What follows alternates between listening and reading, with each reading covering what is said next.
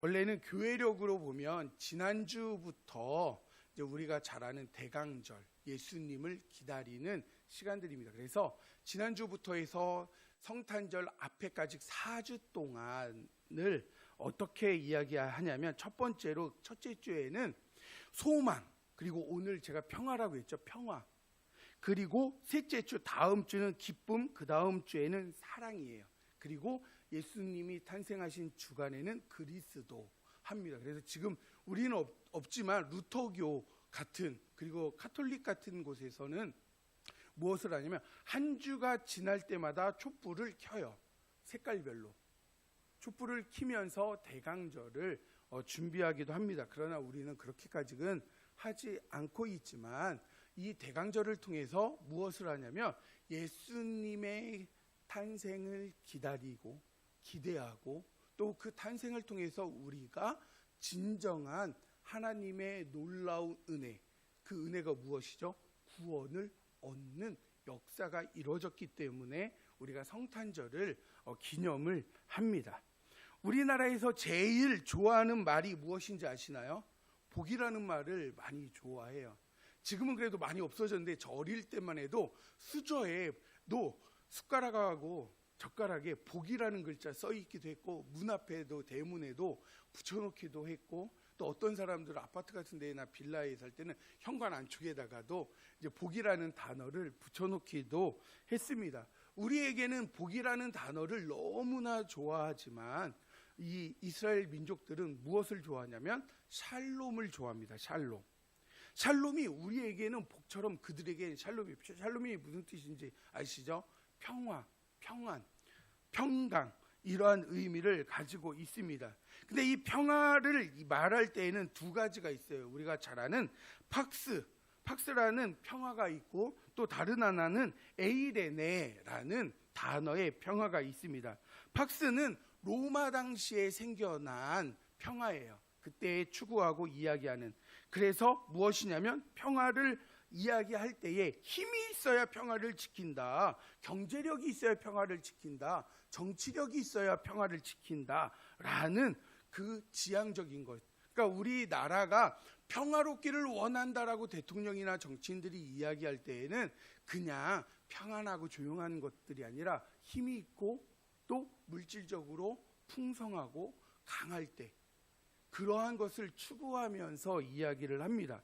그러나 우리 성경에서는 에이레네라는 평화를 추구합니다. 이것은 뭐냐면 샬롬이 히브리어고 에이레네는 헬라어예요. 그래서 이 뜻에서 이 의미를 보면 무엇이냐면 영적으로 마음 깊은 곳에서부터 우러나오는 평화. 그러니까 정치인들이 이야기하는 팍스 평화는 무엇입니까? 강하고 힘이 있어서 그 누구도 우리와 대적하지 않아요. 이게 뭐예요? 평화로운 거예요. 그래서 집안에서 좀 평화로우려면 누군가 어머니나 아버지나가 둘 중에 한 분이 무엇을 하고 있어야죠? 강력한 통치가 필요해요.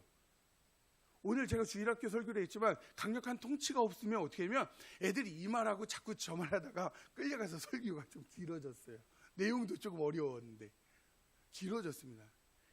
그러니까 평화롭지 않아요. 시끄러워요. 난장판이 됩니다. 그래서 뭐냐면 강력한 힘이 필요해요. 그래야만 뭐냐면 애들이 자꾸 이상한 소리 하다가도 누군가 부모님이 이러면 어떻게 해요? 눈치 보면서. 그러니까 이게 뭐냐면 팍스평화예요. 팍스평화. 그런데 그러한 성경에서 말하는 건 그 자체가 아니라, 좀 더 자녀들이 성숙하면 알고 부모님이 틀린 말을 해도 지적 안 해요. 아, 네네 그래요. 그렇게 하면서 그냥 그거를 편안하게 그 시간을 바꿔버립니다. 아버지 그거 틀렸어요. 어머니 그거 틀렸어요. 여보 당신 그거 틀렸다니까. 말한 거 그냥 알아들으면 되는데, 알아들으면서도 일부러 자꾸 이제 틀리지 말라고 지적하는 것도 있긴 하지만, 그걸 자꾸 일부러 지적을 하는 경우들을 통해서 무엇입니까? 불편해지거든요. 그런데 그런 것을 생각하지 않고 무엇이면 이 의도가 아니라, 이 단어가 아니라 이런 의도로 말씀하시는데 단어가 잘못 나왔구나. 이거는 좀 연세 있으신 분들은 이해가 될 거예요. 생각은 밥을 이야기하고 있는데 이분 설거지를 이야기할 때가 종종 있어요. 젊은 분들은 이해를 못합니다. 그죠? 저는 요즘에 조금씩 이해를 해요. 조금씩 이해를 합니다. 아주 많이 이해는 하지 못해요. 그런데 이러한 것처럼 무엇이냐면 이 마음속 깊은 곳에서부터 나오는 평화. 그러니까 이 평화는 어떠한 평화입니까? 환경하고 상관이 없습니다. 물질하고 상관이 없어요. 누군가의 만남과 상관이 없어요. 왜냐하면 내 안에서 깊은 곳에서 나오는 평화이기 때문에. 그러니까 영향을 받지 않아요. 박스 평화는 어떻습니까? 옆에의 환경에, 물질의 환경에 영향을 많이 받습니다. 그래서 우리는 이러한 것을 기억하면 내 안에 진정한 평안이 있으려면 어떻게 될까요? 내 안에 깊은 곳에서부터 우러나오는 샘솟는 평화가 필요합니다. 그래서 우리가 찬양을 이따가도 할 것인데 찬송가 410장에 보면 내 맘에 한 노래 있어. 아시죠? 내 맘에 한 노래 있어 나 즐겁게 늘 부르네. 이 노래를 부를 때에 큰 평화 임하도다. 주 십자가 지심으로 날 구원해 주셨으며 주 예수 고난받아 나 평화 누리도다. 평화, 평화, 하나님이 주신 선물. 그 놀라운 주의 평화, 하나님의 선물일세. 원래 이 제목이 뭐냐면 달콤한 평화예요. 달콤한 평화. 그런데 우리는 이제 앞줄 거 따가지고 내 맘에 한 노래 있어라고 되어 있지만 원래의 제목은 달콤한 평화입니다. 근데 그 달콤한 평화가 어디에서 나옵니까? 주님을 통해서. 그래서 여러분들이 이 진정한 평화를 누리시기를 소망합니다. 그리고 이 평화를 나만 누리는 것이 아니라 전하는 삶, 나누는 삶을 살아가기를 주님의 이름으로 축복합니다. 그러기 위해서는 첫 번째로 우리가 먼저 하나님과 화평을 누리는 삶을 살아야 합니다. 1절에 있는 말씀인데 우리 다시 한번 읽어볼까요? 본문에 있는 1절 함께 읽겠습니다. 시작. 그러므로 우리가 믿음으로 의롭다 하심을 받았으니 우리 주 예수 그리스도로 말미암아 아멘. 자, 이렇게 표시해놨죠. 하나님과 화평을 누리자. 이 누리자라는 게 어떠한 의미냐면 즐기자예요. 다른 의미로 즐기자. 화평을 즐기는 자. 이것을 통해서 우리가 기억할 것이 무엇입니까? 우리가 예전에는 하나님과 원수되어 살았어요. 그래서 너무 불편했어요. 그래서 하나님의 낯을 보면 어떻게 하죠? 피하고 숨고 도망다니기 바빴습니다. 죄 지으면 자꾸 도망가고 피하잖아요. 그리고 불편한 사람 오면 죄 안 졌어도 불편한 사람이 있으면 좀 피하려고 하고 안 오려고 하잖아요. 그렇죠? 유빈아, 그래서 그런 건 아니지? 그런데 이러한 불편함이 있으면 피하고 도망다녀요. 저도 그래요. 그래 전화도 받아야 되나 말아야 되나 뭐 이런 분들도 있습니다. 가끔 또 뭘 부탁하려고 뭘 이야기하려고 그러니까 그러면서 전화를 받을까 말까 하다가 그래도 받자 하면서 이제 받기도 하는데 이 불편하면 피해요. 이걸 어디에서 우리가 잘 알 수 있습니까? 아담과 하와가 범죄를 저지르고 나서 숨었어요. 그런데도 하나님께는 다 보이는데도 불구하고 자기는 숨었다고 해요. 그러니까 제가 6.25 때 이제 그 피난 다니시던 어르신들의 말씀을 들어봤더니 그런 말씀을 하시더라고요.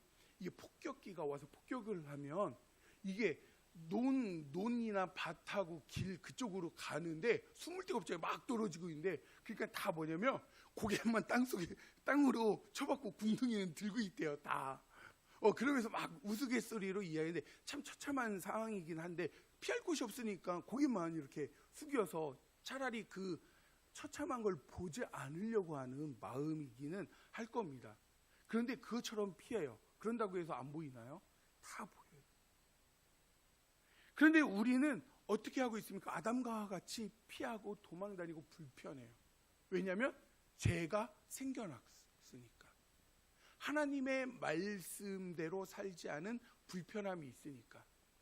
그래서 누군가를 만날 때 그 불편함이 있어요. 듣기 싫은 말이 있고 또 얘기하다 보면 자꾸 자기 자랑만 할 때도 있고 그래서 우리가 피하는 경우들이 있는데 그 피하는 것들이 무엇입니까? 어떠한 불편한 문제가 있다라는 거예요. 그런데 우리가 하나님과도 관계에서도 무엇이죠? 죄의 문제 때문에 불편해요. 근데 그 불편함을 누가요? 하나님의 아들이신 예수 그리스도께서 이 땅에 오셔서 그 문제를 해결했어요. 그래서 이 불편한 문제가 해결되니까 어떻게 해요? 너무 좋아요. 그래서 너무 신나고 함께 이야기하고 누리고 함께 나누는 것들. 혹시 이제 신혼부부가 되셨으니까 둘이 살다 보면 삶의 방식이 달라서 약간 불편할 때가 있을 거예요. 그 불편해서 말도 몇 시간 안 할 수도 있고, 아니면 하루 동안 안 할 수도 있고, 아니면 심각하면 며칠 동안 안 할 수도 있어요. 그런데 그 문제가 해결되면은 어떻게 하면 너무 기뻐요. 사실 저도 그런 적이 몇 번 있긴 한데, 그 문제가 해결돼 너무 기뻐가지고 옆에서 자꾸 먼저 얘기하고 뭔가 챙겨주고, 이 불편함이 해결되니까 너무 기쁘더라고요. 그래서 이게 뭐냐면 즐겨요. 그 시간을, 이 불편한 게 해결돼서 즐거운 시간들을. 그러니까 이 말씀에서도 화평을 누리고 화평을 즐기자는 거죠. 지금까지 영적으로 불편하고 어렵고 힘든 상황 속에 있었지만 그 모든 문제를 누가 해결해 하셨습니까? 예수 그리스도께서 해결하심으로 이제는 너무 편안하게 하나님께 나오고 즐거워하는 겁니다. 여러분, 지금 우리는 죄인으로 하나님을 만나는 것이 아닙니다. 나 같은 죄인을 구원하시기 위해 예수께서 내 대신 십자가에 달려 죽으심으로 내 모든 죄를 사하여 주셨기 때문에 예수 믿는 우리는 죄인이 아니라 의인으로서 하나님의 자녀로서 가는 거예요. 그러니까 우리 자녀들을 봐도 느끼지만 자녀들이 혼나도요 그때뿐이에요. 막 와요. 왜냐하면 그들 안에는 무엇이 있는 거죠? 화평이 있는 거예요. 화평. 그게 없으면 혼나면 어떡하죠? 피해요. 도망가요. 그렇기 때문에 우리에게 진정한 화평이 있으면 어떻게 하죠? 얼굴에 미소가 띄어져야 되고 마음을 열고 찬양을 하게 되어집니다. 손을 들고 기도합니다. 예수님으로 말미암아 하나님이 주시는 화평을 마음껏 누리는 삶이 되어집니다.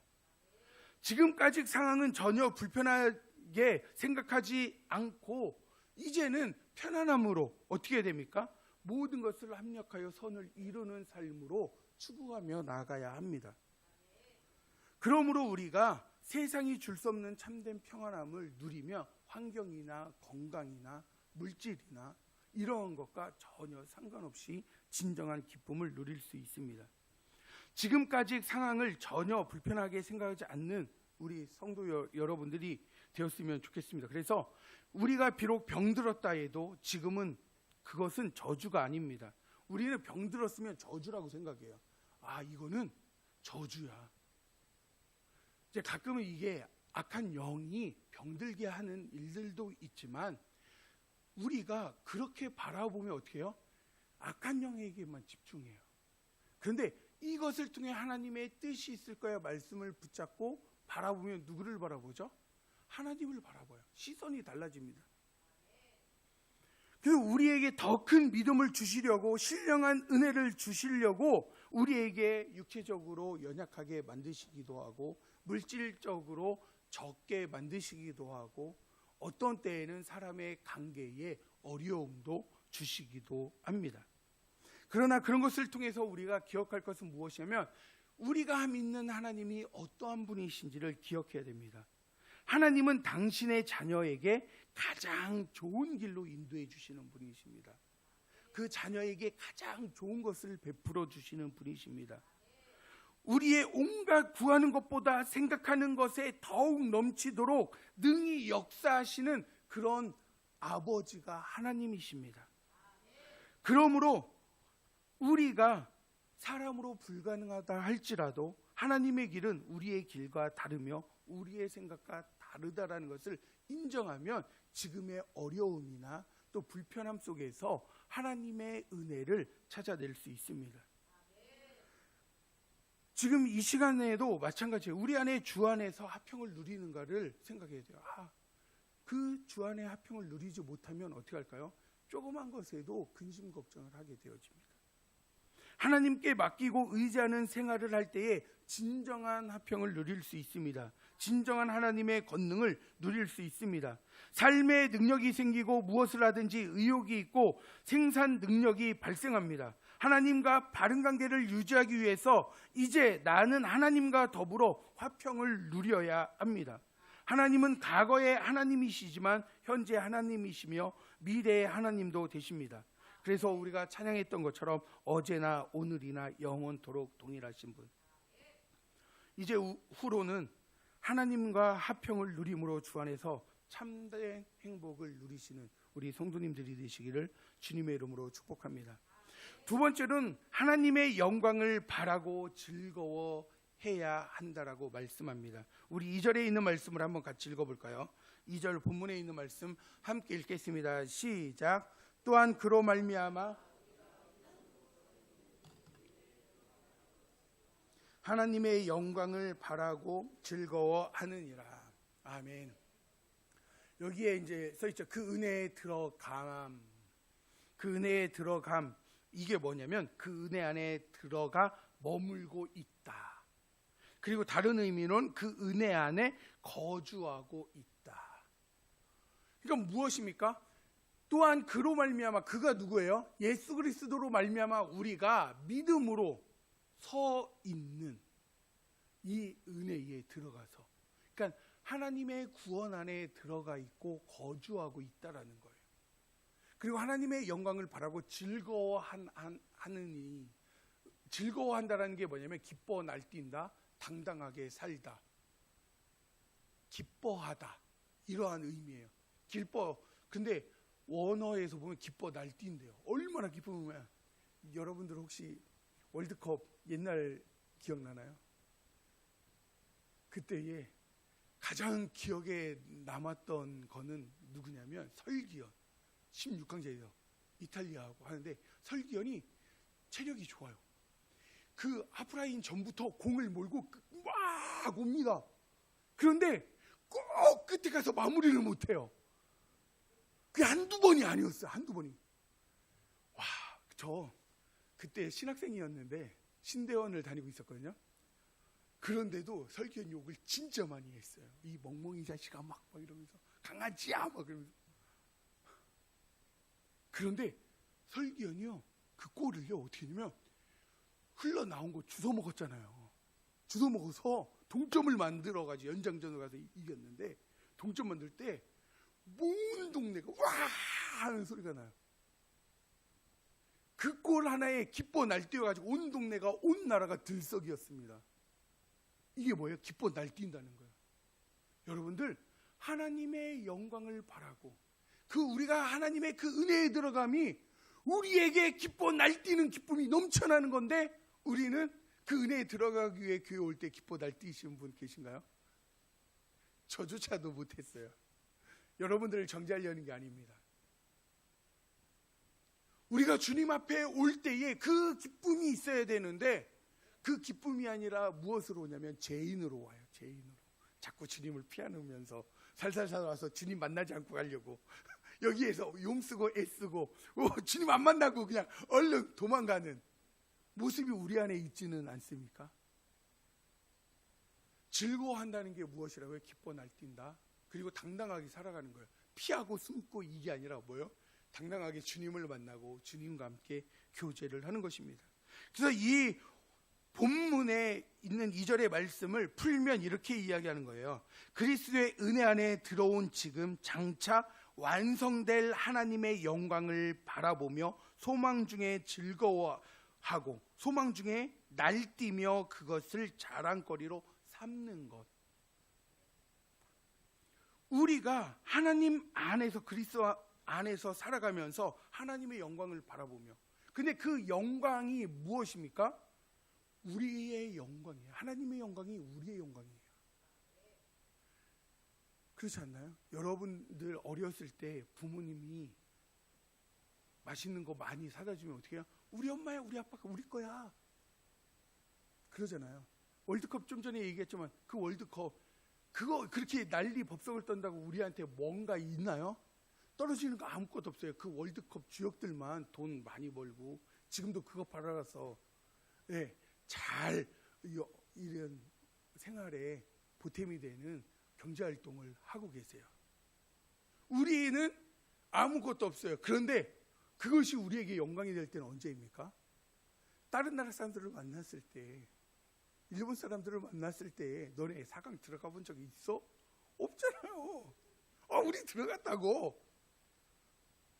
그래서 동남아에 가서 너네 이탈리아 이긴 적이 있어? 만나보지도 못했지. 우린 이겼어. 독일을 이겼어. 이럴 때 뭐가 되는 거죠? 우리의 영광이 되는 거예요. 그래서 그 영광이 되니까 어떻게 하는 겁니까? 자랑합니다. 근데 우리가 하나님의 영광이 우리의 영광이 된다고 했는데 여러분들 그 영광을 자랑했습니까? 월드컵에 대해서는 저도 이렇게 막 피 터지게 막 얘기하는데 입이 막 침이 마르도록 칭찬하고 자랑하는데 하나님에 대해서는 그러지 못한 삶이 너무나 많습니다. 현재 우리가 당하는 일들은 앞으로 이루어질 하나님의 영광을 위한 일입니다. 그러므로 우리는 기뻐하고 즐거워해야 합니다. 우리는 하나님 앞으로 인도하시는 분은 예수님이에요. 그래서 진정한 은혜가 무엇입니까? 가장 큰 은혜는 우리가 하나님의 자녀가 되어 지금 이 자리에서 하나님께 예배를 드리는 거예요. 그러므로 성도 여러분, 우리가 주님의 은혜를 날마다 공급받지 못하면 우리 영혼은 메말라 갑니다. 우리 영혼은 하나님을 피하는 길로만 갈 수밖에 없어요. 하나님을 만나지 않는 곳에만 머무르다가 밖으로 나갈 수밖에 없습니다. 진정 예수 믿는 사람은 이미 은혜의 자리에 들어오신 분이심을 기억하시기 바랍니다. 하나님의 아들이신 예수께서는 우리를 하나님 아버지께로 인도해 주셨습니다. 우리는 이미 하나님 나라의 영광을 바라보며 소망 중에 즐거워하는 사람입니다. 이제는 살아야 하는 목적이 달라져야 합니다. 우리 구주 예수님이라는 목표가 있어야 돼요. 오전에 우리 주일학교 하나가 원래 며칠 전부터 이제 자기가 대표기도 하겠다고 해가지고 시켰는데 대표기도 하다가 이재용이 되게 해달라고 기도를 한 거예요. 되게 뭐라고 했습니다. 되게 뭐라고 했어요. 우리의 목적이 이재용이 되어서는 안 됩니다. 우리의 목적이 어떠한 권력자가 되는 것이 아닙니다. 우리의 목표는 무엇입니까? 예수 그리스도를 닮아가는 것. 예수 그리스도와 함께 삶을 살아가는 것.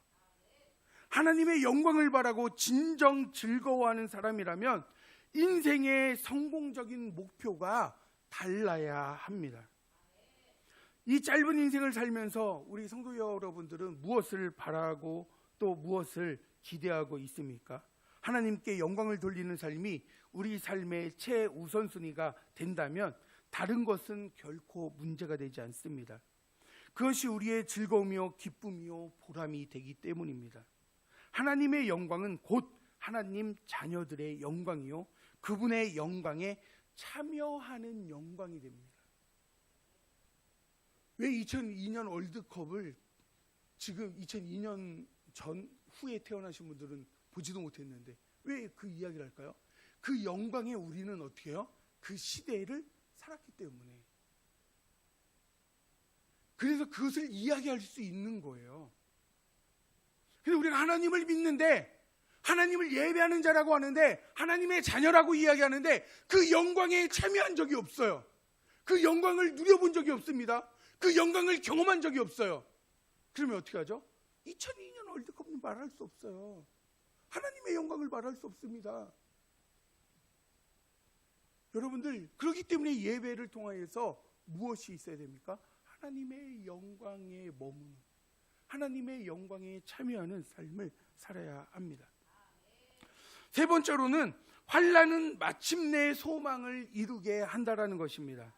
3절 4절 말씀을 우리 한번 본문에 있는 말씀을 한번 같이 읽어볼까요?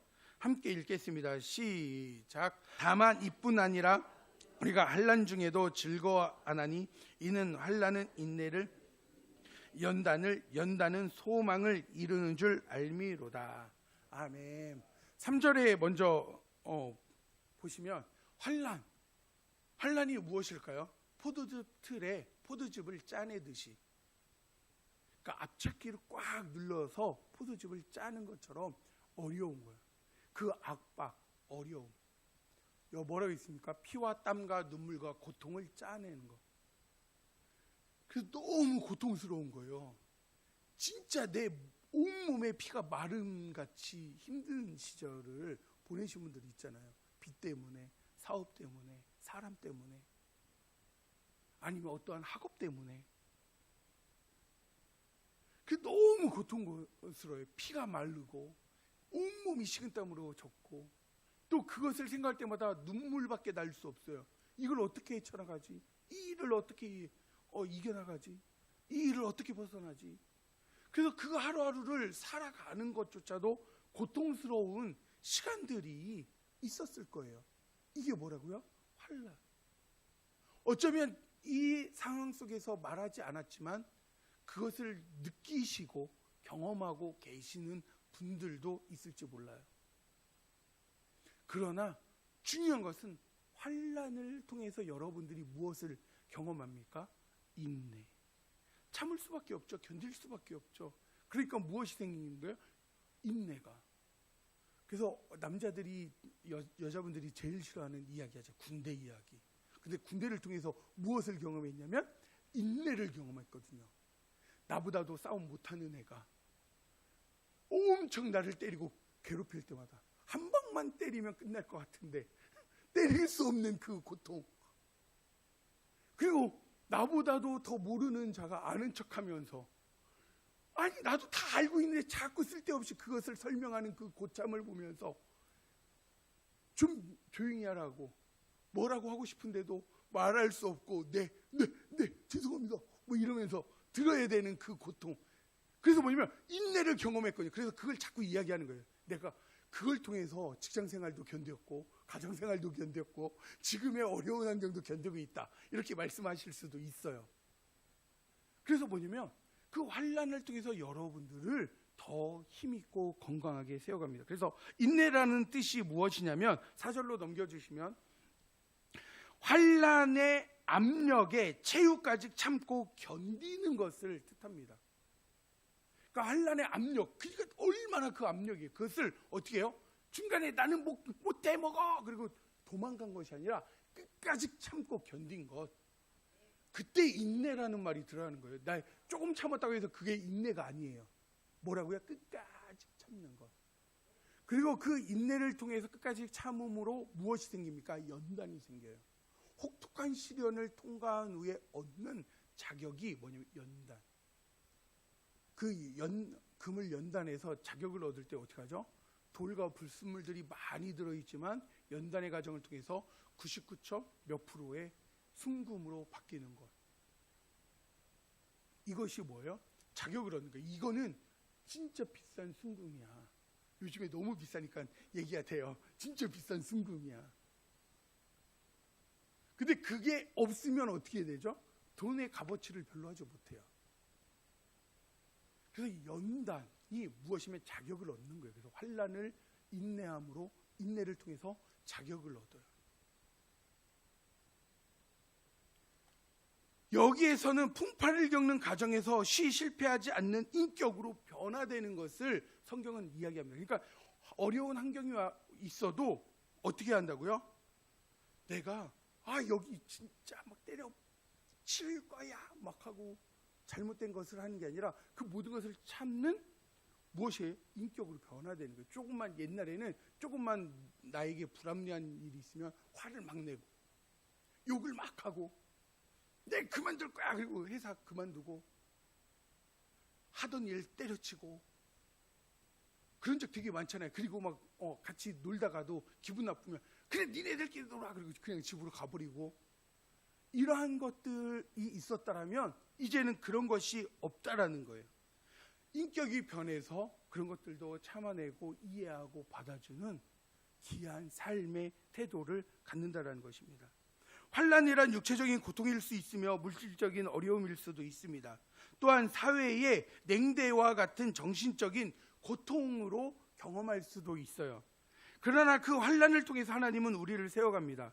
하나님과 화평이 없는 사람은 이 고통을 이겨내기가 쉽지 않아요. 그래서 뭐냐면 하나님을 만나셔야 됩니다. 하나님의 그 은혜를 경험하셔야 됩니다.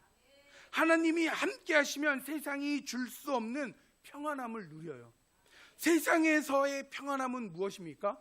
좀 물질이 있어야 평안하지. 내 노후, 연금 최소 얼마 해야지. 그래서 어떤 분은 국민연금도 드러났지만 개인연금도 드러놓더라고요. 그래서 두 곳에서 이렇게 받으면 좀 생활이 풍족하다고. 정말 지혜로우신 분들 맞아요. 그런데 그것이 날아가면 너무 고통스러워할 거예요. 너무 두려워하실 것입니다. 그리고 건강이 무너지면 무서워서 두려움에 떨지도 몰라요. 그러나 그러한 것과 상관없는 하나님의 평안을 이야기합니다. 본문 1, 2절에 있는 이야기에서 보면 하나님의 화평을 누리기 위해서는, 하나님의 영광을 바라보고 즐거워하기 위해서는 전제가 깔려 있는데, 그 전제가 무엇이냐면 예수 그리스도로 말미암아예요. 우리 말씀을 한번 읽어볼까요? 요한복음 14장 27절에 있는 말씀입니다. 한번 같이 읽겠습니다. 시작. 평안을 너희에게 끼치노니 곧 나의 평안을 너희에게 주노라. 내가 너희에게 주는 것은 세상이 주는 것과 같지 아니야.